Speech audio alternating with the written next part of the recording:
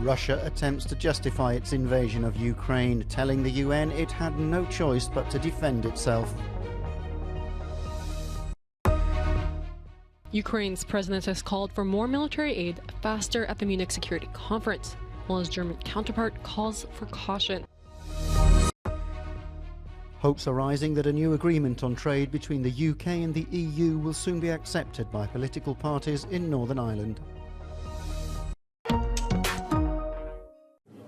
At a meeting of the UN Security Council called by Russia, Moscow's ambassador to the UN attempted to justify his country's invasion of Ukraine.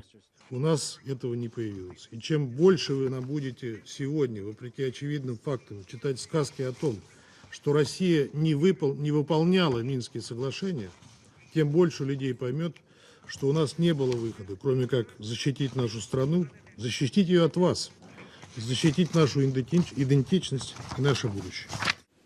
The Minsk agreement was signed in 2014 and was aimed at de-escalating the conflict in eastern Ukraine, but is effectively dead.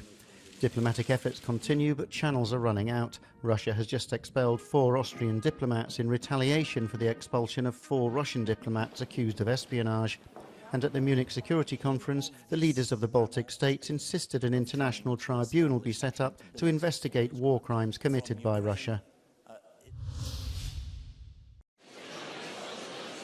A sense of urgency hangs over this weekend's Munich Security Conference as the war in Ukraine approaches the one-year mark. And the country's president is appealing to allies to send more weapons faster. Kyiv depends on military aid from the West in its fight against Russian forces.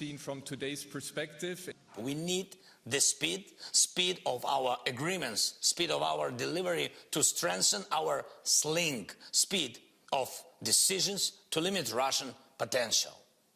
There is no alternative to speed, because it is the speed that the life depends on.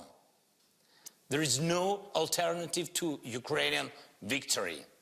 There is no alternative to Ukraine and in the EU.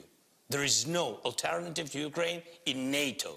Because now it's a great pleasure. But German Chancellor Olaf Scholz has warned Western leaders to be cautious when it comes to Moscow, saying the war is dangerous. The annual 3-day event brings together around 40 world leaders and diplomats from over 100 countries, excluding Russia. Its representatives will not make an appearance, choosing not to come last year and not receiving an invitation this time around.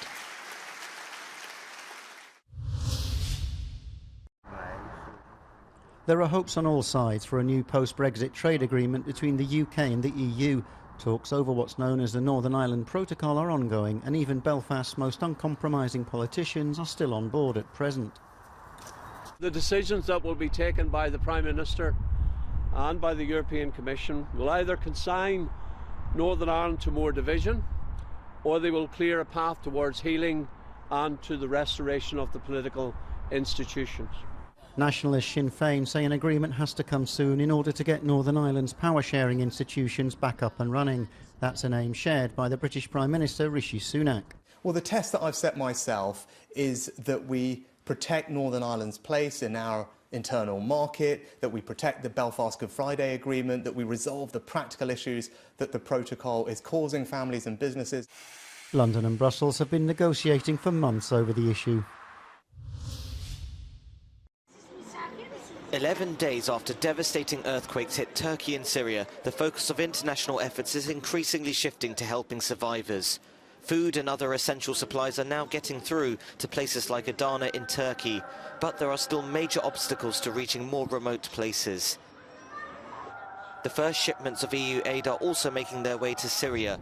On board this vessel arriving in Beirut from Italy are 16 containers stocked with tents, heaters and other vital winter items bound for the affected zone.